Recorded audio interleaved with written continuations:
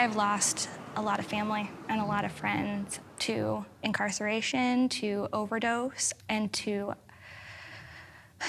just a lot of other preventable experiences and consequences associated with stigma and judgment that we have here in our society.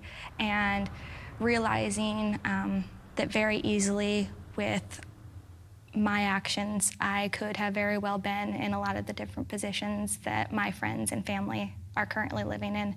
And again, coming back to the fact that there are not enough people who are doing this work who honestly care about the end result and the end game about where people are ending up, and making sure that it's really participant driven and it's not me making the decisions because I feel like it would be best for you to do something, but really coming and understanding and getting to the point in the root cause of understanding what you really want, what's gonna make you happy, and what's gonna make you feel like you're doing better with your life.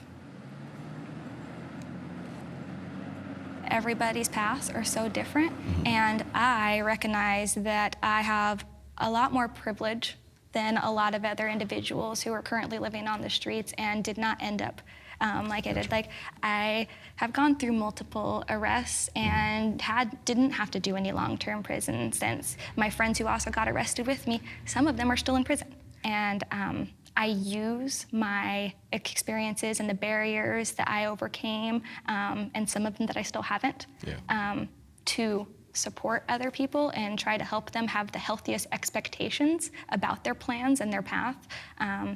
Because healthy expectations is really one of the only ways that really can retain people in their paths. Absolutely. Now, with the number of people that you've dealt with, that you've come across, what tends to be the most consistent thing that tends to ail a lot of the people? Like some of the things that may have pushed them in the direction that they ended up going into? Stigma. Really? Period. Judgment. A lot of the homeless youth that we're seeing right now, you know, they're there because of parental judgment, because of not feeling comfortable to come to people and tell them what they're dealing with or what they want or the issues that they're facing. Same thing with services, you know, like really just going up to that front desk and having that gatekeeper and that receptionist there and having to tell your story, like, and knowing that you're gonna be judged and knowing that there's gonna be bias associated with it and that you probably aren't gonna be treated the same way as the guy who just came up with a suit and tie. Like, it's a huge barrier. And also, it's a system that's hard to navigate through, especially for someone who doesn't have a cell phone, who doesn't have a home, who doesn't have an address. It makes it so all we're doing is creating something, like we're creating bigger barriers onto systems that already have barriers. So we need to have things that are more appropriate, but really, having people who have compassion. These are people, and they deserve to be alive, and they deserve to have access to these options in naloxone and syringe access harm reduction services.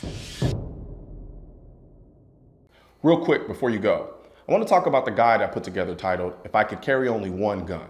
In this guide, I talk about which gun that would be and the reasons why. So be sure to click the link in this video to download your free copy today.